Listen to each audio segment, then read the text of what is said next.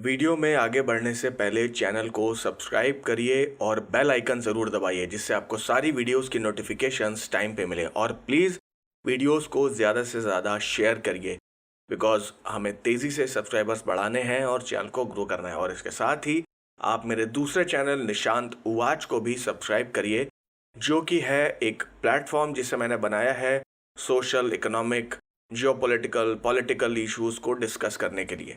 तो प्लीज़ जाइए, उसे भी सब्सक्राइब करिए और बेल आइकन ज़रूर दबाइए। और हर वीडियो के बारे में हमें कमेंट सेक्शन में फीडबैक दीजिए और नई स्टोरीज और बुक्स के बारे में सजेशन भी दीजिए जिससे मैं उनकी ऑडियो बुक्स आपके लिए लाता रहूं। एंजॉय।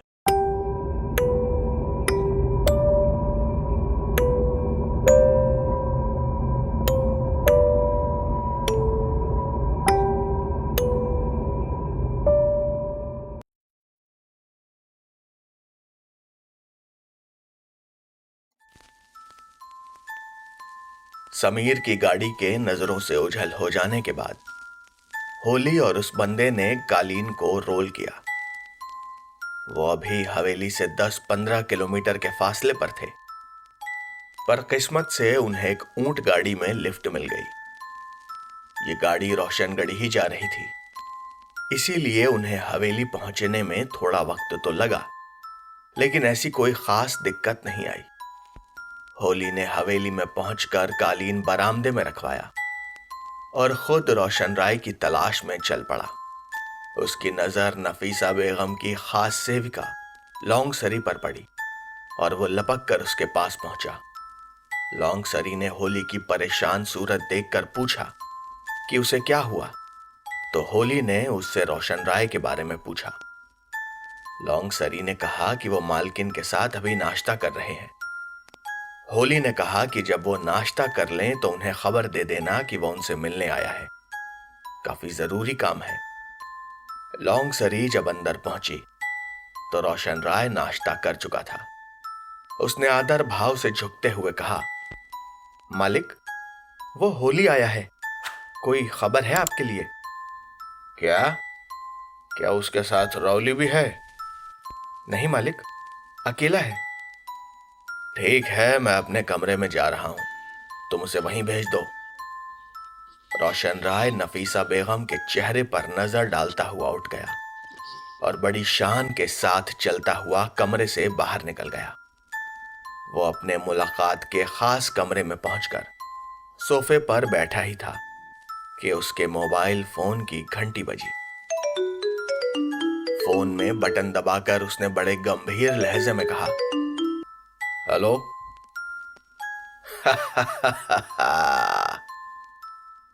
कौन हो तुम? हम्म?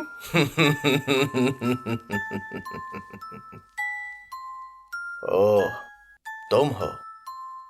रोशन राय ने उस आवाज को पहचान लिया था, मगर यह कहकहा सुनकर वो अंदर ही अंदर खौफजदा भी हो गया था। वो जानता था कि इस जहरीली हंसी के पीछे जरूर हंसने वाले की जीत की खबर ही होगी, और उसकी जीत यानी रोशन राय की कोई शिकस्त। रोशन राय ये सोचता ही रह गया और उधर से लाइन कट गई। रोशन राय ने अपना फोन बंद करके एक झटके से उसे सोफे पर फेंक दिया। तभी एक मुलाजिम अंदर आया और हाथ जोड़कर खड़ा हो गया। उसने कहा कि होली आया है। रोशन राय ने उसे होली को अंदर भेजने को कहा और उसके बाहर निकलते ही होली सहमा हुआ सा कमरे में दाखिल हुआ। उसकी सूरत बता रही थी कि वो कोई परेशान कुन खबर लाया था। मुंह खोल, मुंह खोल होली, क्या मुसीबत है? बोलता क्यों नहीं? मालिक, मेरे पास कोई अच्छी खबर नहीं है। अरे तेरे पास जो भी खबर है जल्दी बता, ज्यादा ड्रामा ना कर। मालिक, यहां से कोई 10-12 किलोमीटर दूर हमें सड़क पर लिपटा हुआ एक कालीन मिला। मैंने और रौली ने उसे खोला तो मालिक, उसमें से छोटी मालकिन की लाश निकली। छोटी मालकिन की लाश? तेरा मतलब है समीर की बीवी की लाश? इस खबर ने रोशन राय की रीढ़ की हड्डी में सर्दी दौड़ा दी थी। उसने बड़े घबराते हुए यह तस्दीक करी थी। मालिक, लाश तो छोटे मालिक बंबई ले गए, वो हवेली आने पर राजी ही नहीं हुए। रॉली उनके साथ गया है और मैं आपके पास आ गया। मैं वो कालीन जरूर ले आया हूं मालिक। उसी में हमें लाश मिली थी। वो बाहर बरामदे में पड़ा है। रोशन राय को इस वक्त कुछ सुनाई नहीं दे रहा था।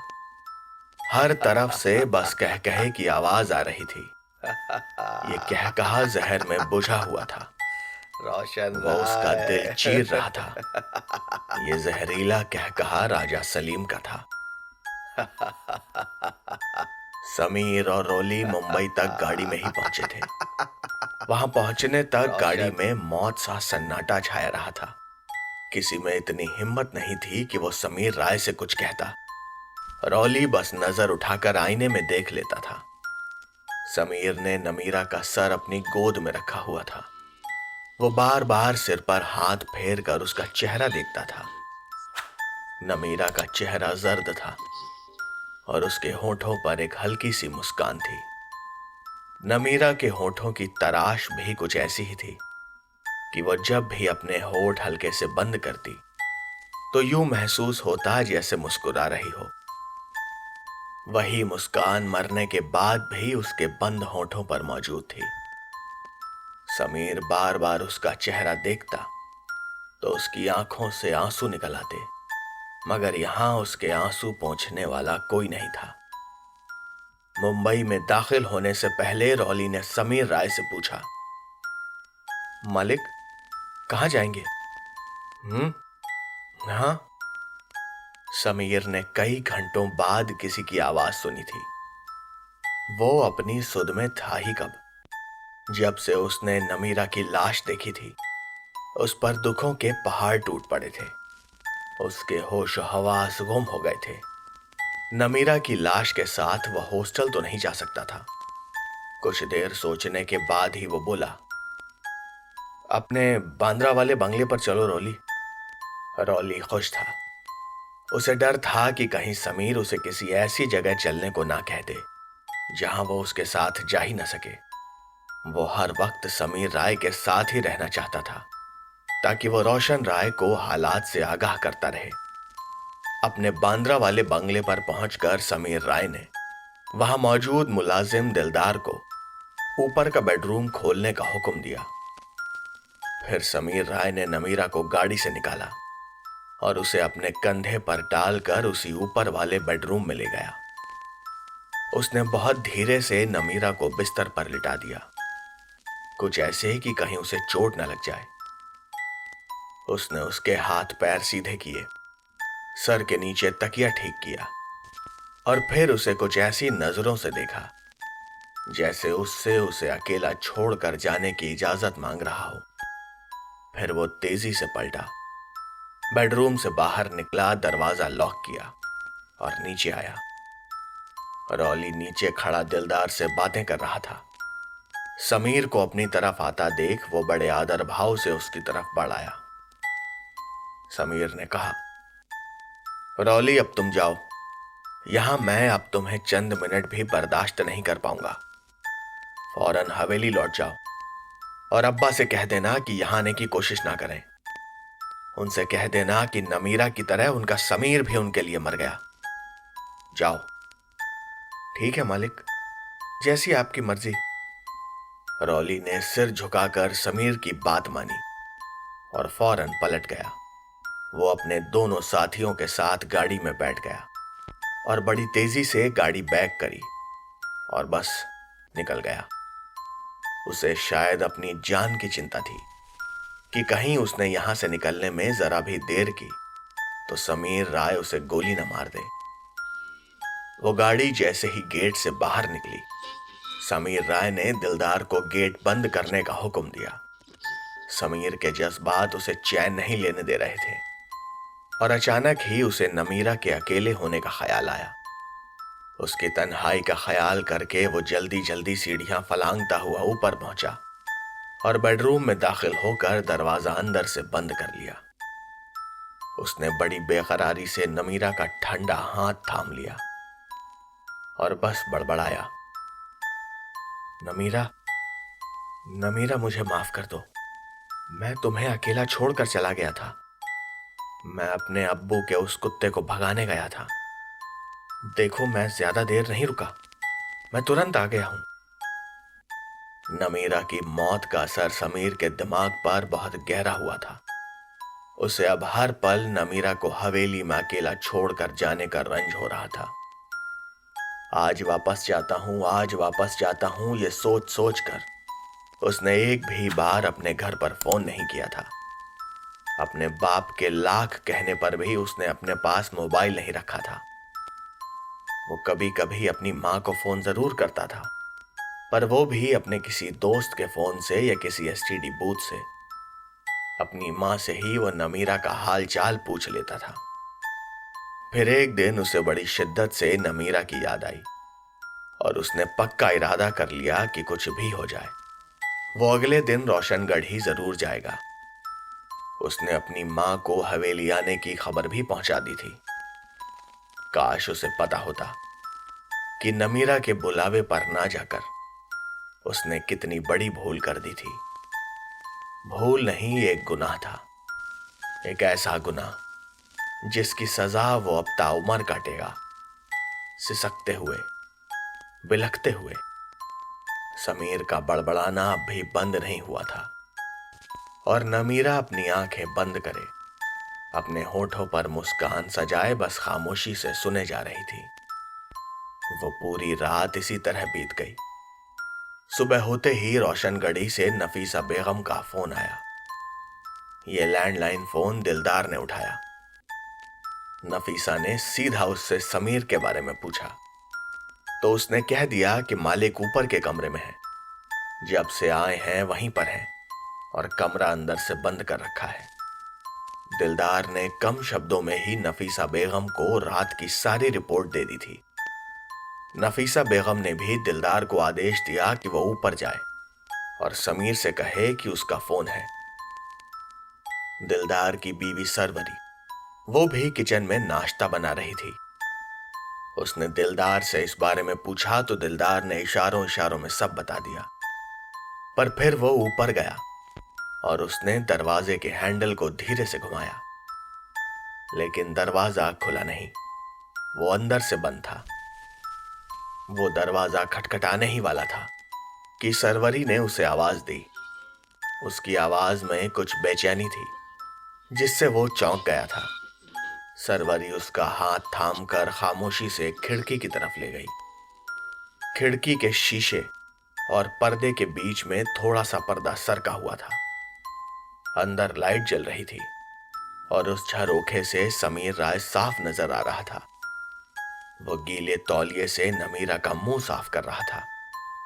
सरवरी ने कहा, लगता है छोटे मालिक पगला गए हैं, कोई लाश का भी मुंह धोता है। अब क्या करूं सरवरी, दरवाजा बजाऊं कि नहीं? हाँ हाँ बजाओ, उन्हें बता तो दो कि मालकिन का फोन आया है। दिलदार हिम्मत करके आगे बढ़ा और फिर दरवाजा बजाकर तुरंत पीछे हट गया। उसने सरवरी को भी अपने करीब कर लिया था। उसे डर लग रहा था।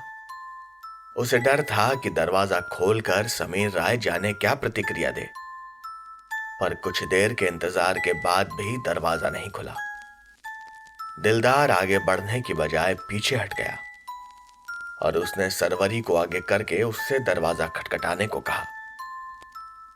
सरवरी ने दरवाजा खटखटाया, जो कि जल्दी ही कुछ खटपट की आवाज के साथ खुल भी गया और उन दोनों ने समीर राय का चेहरा देखा। बेचारी सरवरी तो उसका चेहरा देखकर सिहर गई थी। उसकी शक्ल पर दीवानगी थी। उसकी आंखें सुर्ख थीं, जैसे वो रात भर सोया ही नहीं हो। बाल एकदम बिखरे हुए, लिबास बेतरतीब। उसने कहा, सरवरी नाश्ता लाओ, मेरी नमीरा कब से नाश्ते का इंतजार कर रही है।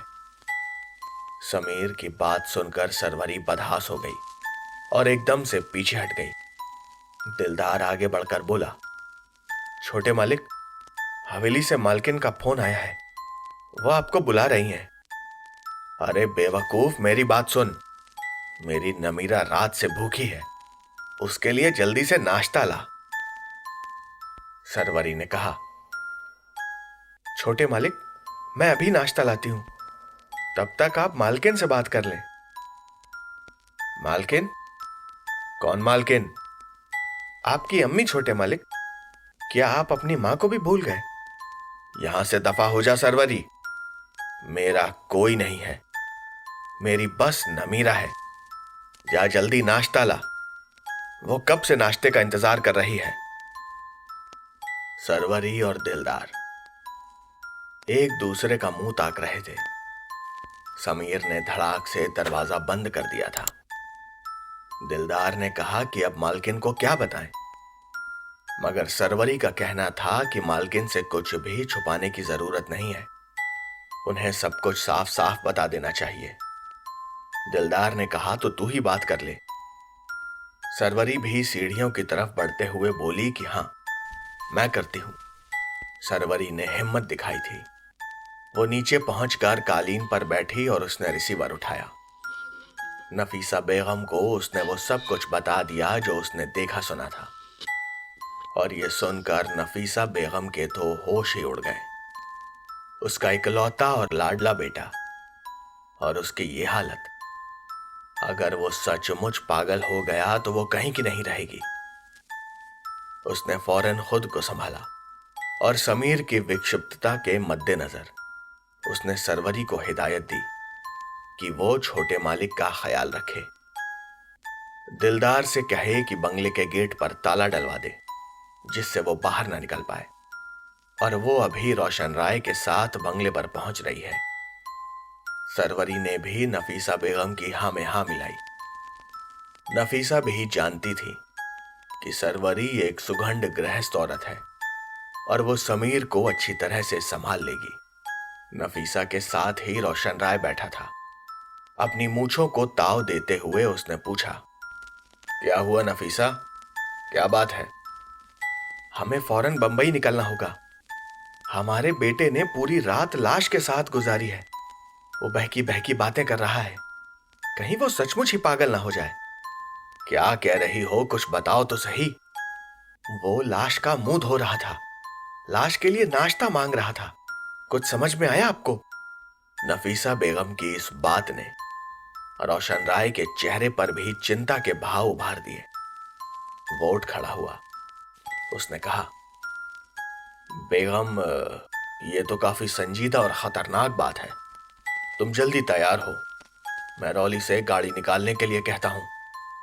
नफीसा बेगम ने अपने आंसू पोंछे और आगे की तैयारी में लग गई। रौली ने ये गाड़ी सीधा बांद्रा वाले बंगले के गेट के सामने रोकी थी। उसने पहले 2 बार हॉर्न बजाया, फिर गाड़ी से उतरकर गेट की कॉलबेल भी 2-3 बार दबाई और फिर से स्टीयरिंग पर आ बैठा। दिलदार भागकर गेट तक आया। सरवरी भी बंगले से बाहर आ गई। उन्होंने ताला खोला और रौली गाड़ी लेकर अंदर आ गया। गाड़ी रोकते ही उसने फुर्ती से उछलकर पिछला दरवाजा खोला। पहले रोशन राय और फिर नफीसा बेगम उतरे। दिलदार ने दोनों को सलाम किया और हाथ जोड़कर खड़ा हो गया। वो दोनों भी इशारे से सलाम का जवाब देते हुए बंगले में दाखिल हो गए। रोशन राय ड्राइंग रूम में सोफे पर बैठ गया। नफीसा बेगम बेडरूम में गई और बेड पर अदलेटी सी बैठ गई। सरवरी ने फौरन मालकिन के पैर पकड़ लिए और उन्हें दबाने लगी। नफीसा ने पूछा, समीर कहाँ है? छोटे मालिक ऊपर ही है, मैं उन्हें नाश्ता दे आई थी। क्या अभी तक वो बेडरूम से निकला नहीं? नहीं मालकिन। आओ, चलो मेरे साथ ऊपर चलो। नफीसा बेगम ने अपने पैर पलंग से लटकाए और सरवरी ने जल्दी से उन्हें जूते पहना दिए। नफीसा बेगम बेडरूम से बाहर आई, राहदारी पार करके सीढ़ियां चढ़ने लगी और उनके पीछे पीछे सरवरी। नफीसा का दिल बड़ी तेजी से धड़क रहा था। ऊपर पहुंचकर उसने 2 लंबी लंबी सांसें ली और सरवरी को इशारा किया। सरवरी ने दरवाजे पर दस्तक दी और आवाज भी लगाई, छोटे मालिक दरवाजा खोलिए। अंदर से खटपट की आवाज आई और फिर दरवाजा खुल गया। समीर का वहशत ज़दा चेहरा सामने था। नफीसा बेगम बेटे का चेहरा देखकर भौंचक्की रह गई थी। उसके दिल में एक टीस सी उठी थी और उसने आगे बढ़कर समीर का चेहरा अपने दोनों हाथों में ले लिया। समीर ने उसे अजनबी निगाहों से देखा और अपना चेहरा उनके हाथों से अलग कर लिया। वो फिर से पलटा और कमरे के अंदर लौट गया। नफीसा बेगम भी उसके पीछे लपकी। कमरे का हाल बुरा था। नमीरा की लाश बिस्तर पर पड़ी थी और नाश्ता उसके चारों तरफ बिखरा हुआ था। समीर ने उसे भरपूर नाश्ता कराने की कोशिश की थी। नमीरा के मुंह पर जैम, मक्खन, ब्रेड के टुकड़े लिपटे हुए थे। कपड़ों पर चाय बिखरी पड़ी थी। समीर के हाथों में मक्खन लगा हुआ ब्रेड का टुकड़ा अब भी था। वो बड़ी फिक्रमंदी से नमीरा की ओर बढ़ा, जैसे नाश्ते में देर हो रही हो। उसने बड़े चाव से वो ब्रेड का टुकड़ा नमीरा के मुंह पर रखा और बोला, नमीरा नाश्ता कर लो प्लीज, ये लोग आ गए हैं, ये तुमसे सब छीन के ले जाएंगे। उधर नफीसा रोते हुए कह रही थी, बेटे तुम परेशान ना हो, मैंने नमीरा के लिए ढेरों खाना बनवाया है, मैं उसे अपने हाथों से खिलाऊंगी। नमीरा से कोई कुछ नहीं छीनेगा मेरे बेटे।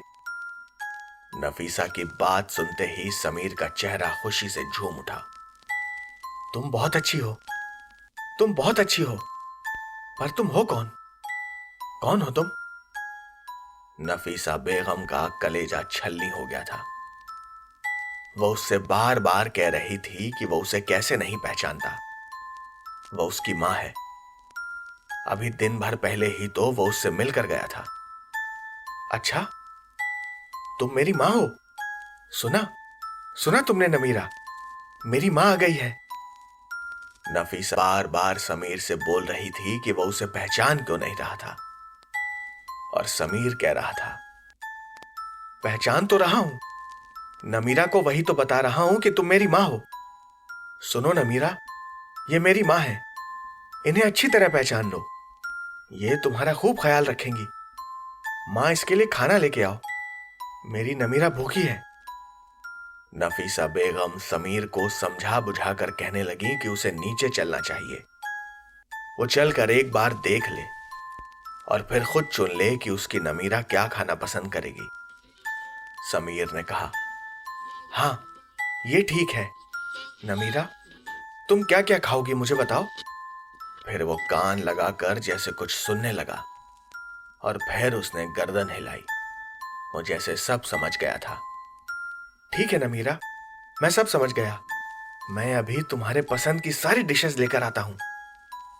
उसने मां को चलने को कहा और इशारा किया। समीर वैसे तो जल्दी में था। वो जल्दबाजी में सीढ़ियां उतरने लगा, पर नीचे उतरकर राहदारी में आकर रुक गया। खड़े होकर चारों तरफ बावलों की तरह देखने लगा, जैसे वो किसी अजनबी और नई जगह आ गया हो। नफीसा ठीक उसके पीछे थी। उसने कहा, इधर आओ बेटे, मेरे साथ आओ। समीर ने एक नजर उसे देखा, फिर खामोशी से उसके साथ चल दिया, जैसे किसी अंधे को लाठी का सहारा मिल गया हो। नफीसा बेगम उसे अपने साथ नीचे वाले बेडरूम में ले आई और दरवाजा अंदर से बंद कर दिया। तभी उसने दरवाजे के लॉक में चाबी घूमने की आवाज सुनी। ये चाबी बाहर से घुमाई गई थी। ताला बंद होते ही जानकर उन्होंने सुकून की सांस ली और समीर को समझाते हुए बोली, बैठ जाओ बेटा। अपने बेटे का यह हाल देखकर नफीसा बेगम के दिल पर आरी चल गई थी। उन्होंने आगे कहा, बेटा, नमीरा तुम्हारी शिकायत कर रही थी। मेरी शिकायत? क्या कहा उसने? हाँ बेटा, शिकायत तो वो करेगी ही ना। कोई बीवी अपने शौहर को इस हालत में तो नहीं देख सकती। क्यों? मुझे मुझे क्या हुआ है? मैं ठीक तो हूं। नहीं बेटा, नमीरा कह रही थी कि इन्होंने ना तो हाथ मुंह धोए हैं, ना कपड़े बदले हैं और ना ही कुछ खाया है। ओह, अच्छा। मैं बाथरूम जाकर अभी हाथ मुंह धो लेता हूं। तुम बाथरूम जाओ बेटा, मैं नमीरा से तुम्हारे लिए कपड़े मंगवाती हूं। समीर के बाथरूम में जाते ही नफीसा ने दरवाजा बजाया और बाहर से आवाज आई, जी मालकिन। नफीसा ने अपना हवेली से लाया हुआ सूटकेस मंगवाया। कुछ देर बाद दरवाजा खुला और सरवरी एक सूटकेस लिए अंदर आ गई। सूटकेस वहां रखकर उसने बाहर से दोबारा ताला लगा दिया। नफीसा बेगम ने सूटकेस से समीर के कपड़े और शेविंग बॉक्स निकाला और बाथरूम का दरवाजा खटखटाया। समीर राय ने थोड़ा सा दरवाजा खोलकर हाथ बाहर निकाला और नफीसा बेगम ने उसे कपड़े और शेविंग बॉक्स थमाए। समीर ने कुछ नहीं कहा। उसने वो कपड़े और बॉक्स ले लिया और बाथरूम का दरवाजा अंदर से बंद कर लिया। 15-20 मिनट बाद जब वो बाथरूम से बाहर आया तो उसका रूप एकदम बदला हुआ था, पहले जैसा। नफीसा को उसे देखकर सुकून की सांस मिली। उन्होंने कहा, बैठो समीर, मुझे तुमसे कुछ बातें करनी है। नहीं, मैं नहीं बैठूंगा। मुझे नमीरा के लिए खाना लेकर जाना है। वो बेचारी मेरा इंतजार कर रही है। नफीसा बेगम ने समीर को बिठाने की कोशिश की, मगर समीर ने अपना हाथ छुड़ा लिया। वो अभी तक नमीरा के लिए खाने की बात को भूला नहीं था। नफीसा बेगम को लगता था कि जब वो नहा धोकर थोड़ा साफ सुथरा होकर आएगा तो शायद उसमें थोड़ा बहुत बदलाव आ जाए, लेकिन ऐसा हुआ नहीं। समीर वहीं का वहीं था, अपनी नमीरा की याद में डूबा हुआ। समीर ने दरवाजे का हैंडल घुमाकर दरवाजा अपनी तरफ खींचा, लेकिन वो खुला नहीं। खुलता भी कैसे? दरवाजा तो बाहर से ही लॉक था। उसने 1-2 बार और हैंडल घुमाया, लेकिन दरवाजा टस से मस नहीं हुआ। अब उसका धीरज खत्म हो गया था। वो झुंझुला कर बोला, ये दरवाजा क्यों नहीं खुलता? दरवाजा खोलो, जल्दी खोलो दरवाजा। बेटा समीर, इधर आओ बेटा, इधर आओ, मेरे पास बैठो, मेरी बात तो सुन लो। मुझे कुछ नहीं सुनना है, जल्दी दरवाजा खोलो। ये किस गधे के बच्चे ने बंद किया है? मैं उसे गोली मार दूंगा। दरवाजा खोलो, मैं कहता हूं, दरवाजा खोलते क्यों नहीं? लेकिन दरवाजा तो बाकायदा एक मंसूबे के तहत बंद किया गया था और समीर के माँ बाप की हुई प्लानिंग पर बाहर अमल हो चुका था। समीर राय जोर जोर से दरवाजा बजा रहा था, लाते मार रहा था और गुस्से से चिल्ला रहा था। पर अचानक उसे खट खट की आवाज आई। दरवाजे में चाबी घूमी और दरवाजा खुल गया। सामने दिलदार था और उसके हाथ में चाबी थी। उसने आओ देखा ना ताव और एक जोरदार थप्पड़ दिलदार के मुंह पर चिपका दिया, इतनी जोर से कि दिलदार का मुंह एक तरफ हो गया। कुत्ते के बच्चे, तूने दरवाजा बंद कैसे किया? आग बबूला हो चुका समीर तेजी से बाहर भागता चला गया। उसने जल्दी से राहदारी पार की और धड़ाधड़ सीढ़ियां चढ़ता गया। वह ऊपर पहुंचा। ऊपर बेडरूम का दरवाजा खुला हुआ था। वो पागलों की तरह भागता हुआ कमरे में दाखिल हुआ। उसका कंधा दरवाजे की चौखट से टकराया। वो गिरते गिरते बचा। उसके कंधे पर ठीक ठाक चोट आई थी, लेकिन उसने इसकी परवाह नहीं की।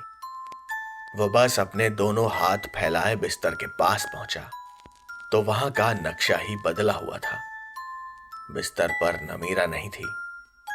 बेडशीट बदली जा चुकी थी। कमरे को अच्छी तरह से साफ कर दिया गया था और कुछ देर पहले यहां जो गंदगी थी उसका कहीं कोई अता पता नहीं था।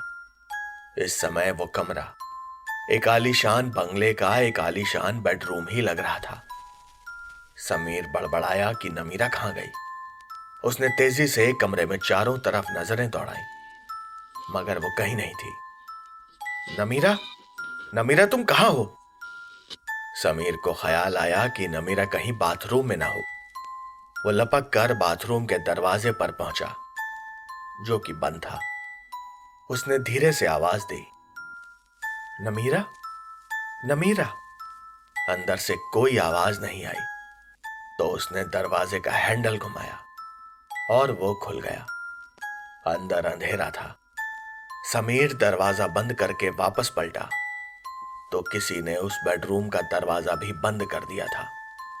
सरवरी ने दरवाजा लॉक करके चाबी नफीसा बेगम के हाथ में दे दी थी और खुद पीछे हटकर खड़ी हो गई थी। उसे जब यह एहसास हुआ कि उसे कमरे में बंद कर दिया गया है तो वो जोर जोर से दरवाजा पीटने लगा। खोलो कमीनो, दरवाजा खोलो, कुत्ते के बच्चों दरवाजा खोलो, वरना याद रखना। नफीसा बेगम अपने बेटे की वो विक्षिप्त चीखें दरवाजे के बाहर खड़ी खामोशी से सुन रही थी। उन लोगों ने बड़ी सफाई से नमीरा की लाश को यहां से हटा दिया था। रॉली 2 बंदों के साथ नमीरा की लाश को आनन फानन में गाड़ी में डाल कर ले गया। इसके बाद समीर को पता ही नहीं चला कि नमीरा को कहां दफनाया गया। दफनाया भी गया या उसे समंदर में बहा दिया गया, उसे किसी गड्ढे में फेंका गया या किसी जंगल में जानवरों के नोचने के लिए डाल दिया गया। रोशन राय और नफीसा बेगम दोनों को ही ये समझ थी कि समीर ने नमीरा की मौत का सदमा कुछ ज्यादा ही ले लिया है, इसीलिए जितना जल्दी हो सके नमीरा की लाश को ठिकाने लगाना जरूरी था। वैसे भी एक लाश को एक जिंदा आदमी के साथ कैसे रहने दिया जा सकता था। समीर बुरी तरह से अंदर से चिल्ला रहा था और नफीसा बेगम का दिल उसकी चीखें सुन सुनकर किसी पत्ते की तरह कांप रहा था। वो बस किसी तरह अपने आंसू पीने की कोशिश कर रही थी। इतने में अंदर से खिड़की का शीशा टूटने की आवाज आई। खिड़की पर जाली का मजबूत फ्रेम लगा हुआ था। समीर ने खिड़की खोलने की बजाय सीधा तोड़ ही डाली थी। शीशा टूटने की आवाज सुनकर नफीसा बेगम खिड़की की तरफ दौड़ी। समीर ने खिड़की से नफीसा को देखा और चिल्लाया, मेरी नमीरा कहां है? तुम लोगों ने उसके साथ क्या किया है? वो मर गई है, अब वो इस दुनिया में नहीं है मेरे बेटे। तुम झूठ बोलती हो। नहीं, मेरी बात का एतबार करो समीर, वो मर चुकी है। तू खुद ही तो उसकी लाश उठाकर लाया था ना? नहीं, ये नहीं हो सकता। मेरी नमीरा मर नहीं सकती, कोई उसे मार नहीं सकता। अगर किसी ने उसे मारने की कोशिश की तो मैं उसे चीर के रख दूंगा। ये कहते हुए समीर ने दूसरी खिड़की के शीशे पर एक और घूंसा मारा और शीशा छन से टूट गया। नफीसा बेगम से अब उसकी हालत देखी नहीं जा रही थी। वो तेजी से नीचे ड्राइंग रूम में पहुंची, जहां रोशन राय किसी ठूंठ की तरह सोफे में धंसा हुआ किसी गहरी सोच में डूबा हुआ था। बदहवास नफीसा को देखकर वो अचानक खड़ा हो गया। समीर की हालत अच्छी नहीं है, उस पर जुनून सवार है, वो पागल हो गया है। आप जल्दी किसी डॉक्टर को बुलाएं, नहीं तो वो अपने आप को जख्मी कर लेगा। वो खिड़कियों के शीशे तोड़ रहा है। हाँ हाँ, तुम रो मत, मैं जल्दी कुछ करता हूं, तुम बस परेशान मत हो। ये कहते हुए उसने अपनी जेब से एक छोटी सी डायरी निकाली और फिर से सोफे पर बैठ गया। उसने मोबाइल फोन उठाया और डायरी में से एक परिचित लोकल डॉक्टर अंसारी का नंबर मिलाया। अगले 20 मिनटों में ही डॉक्टर अंसारी अपने साथ एक एम्बुलेंस लेकर बंगले पर पहुंच गए। डॉक्टर अंसारी जब ताला खोलकर समीर के बेडरूम में पहुंचे तो समीर बिस्तर पर बैठा बैठा चीख रहा था। उसके हाथ शीशा तोड़ने की वजह से लहूलुहान थे। डॉक्टर ने पहले किसी तरह बहला फुसला कर समीर को बेहोशी का इंजेक्शन लगाया और जैसे ही समीर को नींद आई उन्होंने उसे एम्बुलेंस में डाला और एक प्राइवेट हॉस्पिटल पहुंचा दिया। यहां एक माहिर साइकेट्रिस्ट की देखरेख में उसका इलाज तुरंत शुरू हो गया। रोशन राय ने वहां के डॉक्टरों को सिर्फ इतना बताया था कि समीर की बीवी का देहांत हो गया है। उसे अपनी बीवी से बेपनाह मोहब्बत थी और अचानक हुई उसकी मौत की वजह से वो इस सच्चाई को कबूल नहीं कर पा रहा है। उसे सदमा लगा है और वह जुनून का शिकार हो गया है। डॉक्टर ने सबसे पहले समीर को आराम देने वाली दवाएं देना शुरू किया।